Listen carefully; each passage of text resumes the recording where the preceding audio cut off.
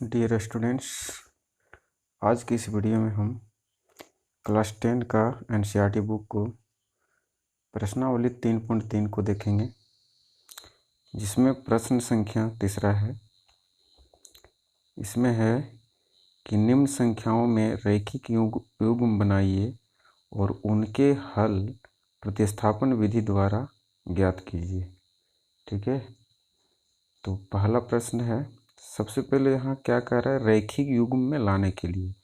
तो ये समस्यात्मक प्रश्न दिया हुआ है। इसको हम क्या करेंगे, इसकी सहायता से हम रैखिक समीकरण युग्म बनाएंगे और फिर उसको प्रतिस्थापन विधि से हल करेंगे। ठीक है, तो प्रश्न को ध्यान से पढ़ के हम लोग जिस प्रकार से प्रश्न में कहता है उसी प्रकार से हम लोग लिखेंगे। ठीक है, तो इसमें क्या है कि दो संख्याओं का अंतर 26 है और एक संख्या दूसरी संख्या की 3 गुनी है, उन्हें ज्ञात कीजिए। प्रश्न को समझते हैं। कह रहा है दो संख्याओं का अंतर 26 है। कौन कौन संख्या हमको ये पता नहीं। ठीक है, तो फिर कहता है कि और एक संख्या जो है वो दूसरी संख्या की 3 गुनी है। मान लीजिए एक संख्या यदि हम x मान लिए तो दूसरी संख्या ये है, तो इसकी ये 3 गुना है। ठीक है, यानी दूसरी संख्या का पहली संख्या 3 गुना है, इससे ये 3 गुना का है ना। तो इस तरह समझते हैं। तो सबसे पहले कह रहा है दो संख्याओं का अंतर 26 है, तो एक संख्या ये है, एक संख्या ये मान ली है। ठीक है, हल करके मान लिए हम। तो प्रश्न से लिखेंगे हम,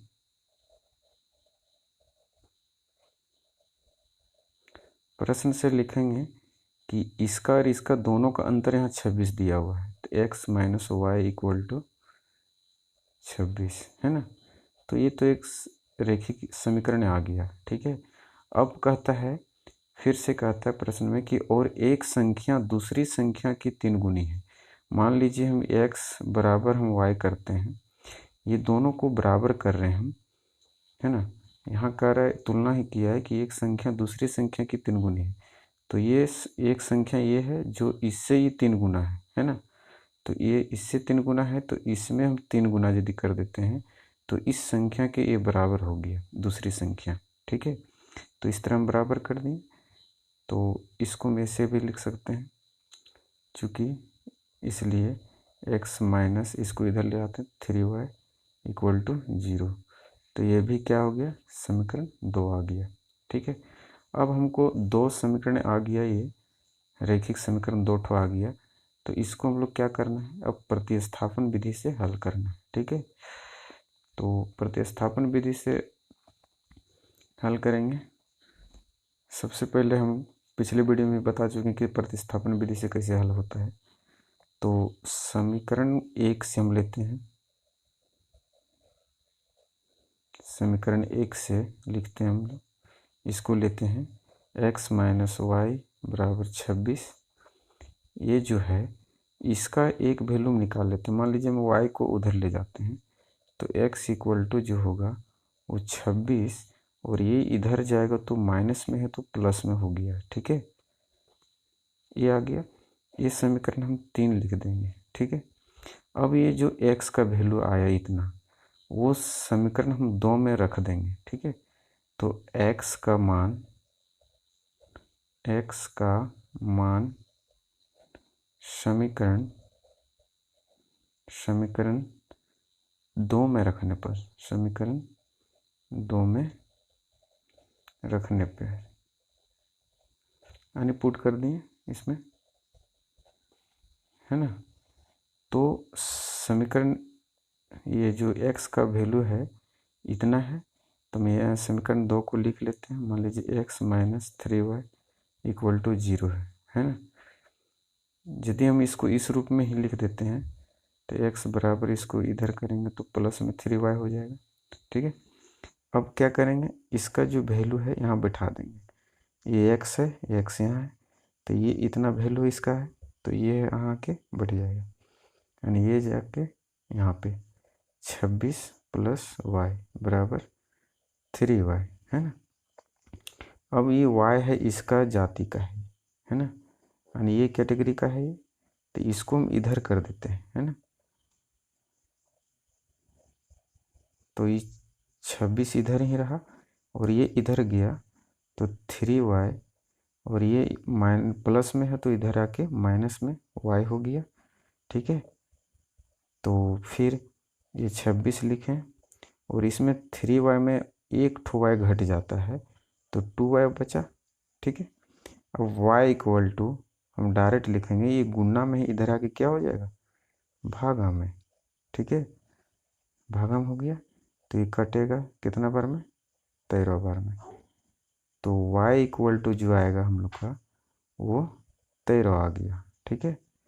अब आगे हम क्या करेंगे कि जब एक का वैल्यू निकल जाता है y का, तो उसी का वैल्यू को हम फिर से समीकरण 3 में रखते हैं, ठीक है।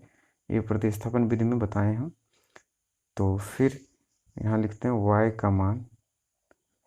का मान समीकरण 3 में रखने पर, है ना, 3 में रखने पर, तो 3 में रखने पर क्या करेंगे, ये लिख लेते हैं हम समीकरण को, x बराबर 26 प्लस वाई, ठीक है।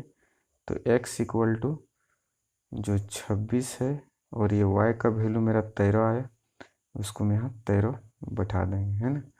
तो x इक्वल टू जो आया इसको जोड़ देंगे, 6 3 9 और ये 3, ठीक है।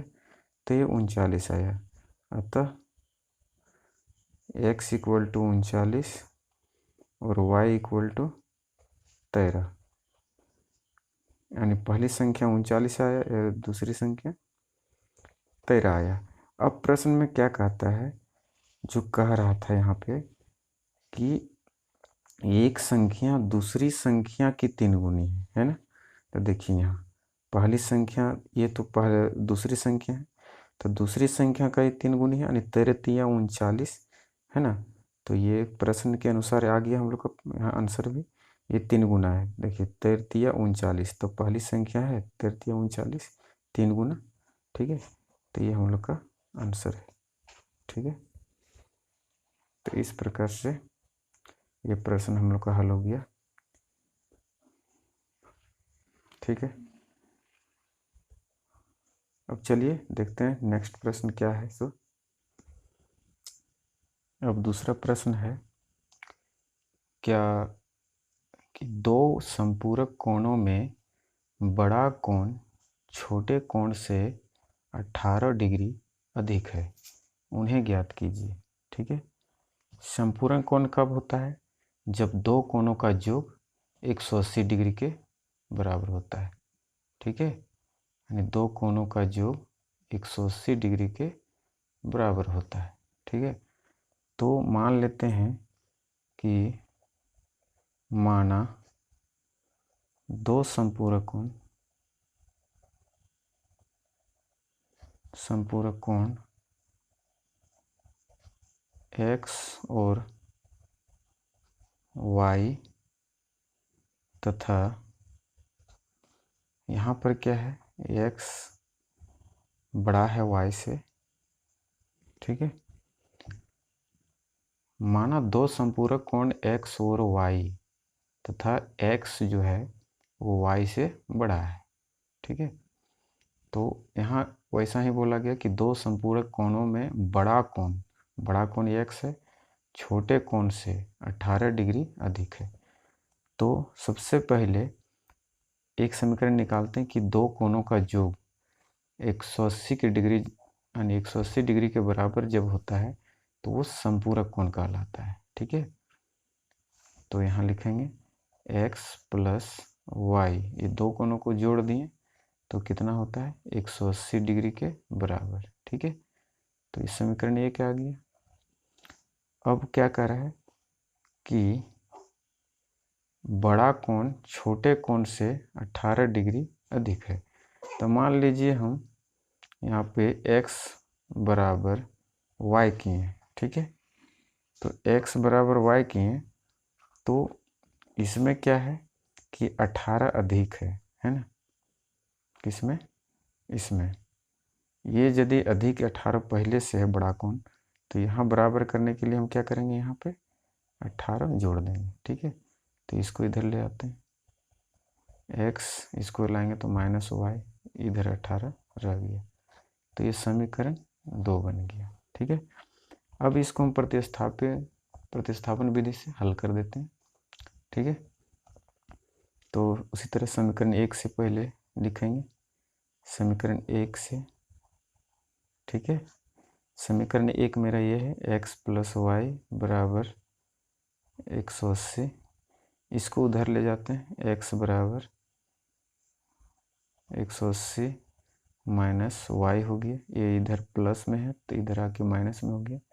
ये समीकरण 3 लिख देते हैं। ठीक है, अब जो x का वैल्यू आया वो समीकरण 2 में रखते हैं।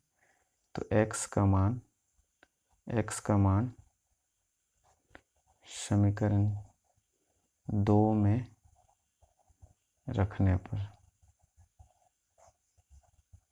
पर ठीक है, तो 2 मेरा समीकरण ये है, तो यहाँ लिख लेते हैं 18। ठीक है, अब इसको हम यहाँ x की जगह पर ये हम लिख देते हैं 180 माइनस y, और ये पहले से माइनस में है 18। ठीक है, तो अब इसको हम हल करेंगे, तो 180 हो गया, इसको जोड़ के -2y हो जाएगा बराबर 18।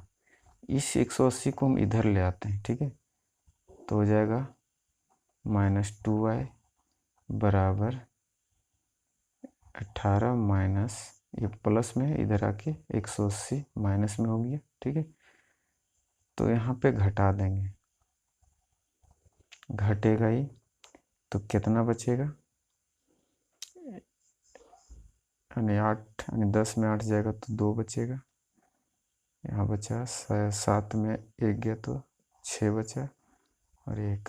ठीक है, यहाँ भी क्या हुआ, ये माइनस में ही बचा। ठीक है, ये जो बचा ये माइनस में ही बचा, क्योंकि छोटी संख्या में बड़ा संख्या घट रहा है। ठीक है, तो हो जाएगा y = ये गुना में है तो -162 बटा -2, ये माइनस माइनस कटा, इसको काटते हैं 2 × 2, और ये 2 × 8 = 16, 2 × 2 है ना। तो y = क्या आया हम लोग का, y = आ गया 81। ठीक है, अब ये जो वैल्यू आया, ठीक है, y का, वो हम बैठा देते हैं, y का मान समीकरण 3 में रखने पर। ठीक है, तो समीकरण 3 मेरा ये आया है, x = 180 माइनस y। ठीक है, तो y का वैल्यू कितना आया, 81, यानी x = 180 माइनस 81। तो यहाँ घटा दीजिए, इसको कितना बचेगा, घटेगा तो 10 में 1 गया तो 9 बचा।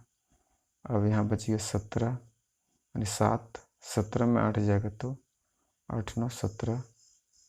ठीक है, 1 में गया कुछ नहीं, तो ये हम लोग का आ गया।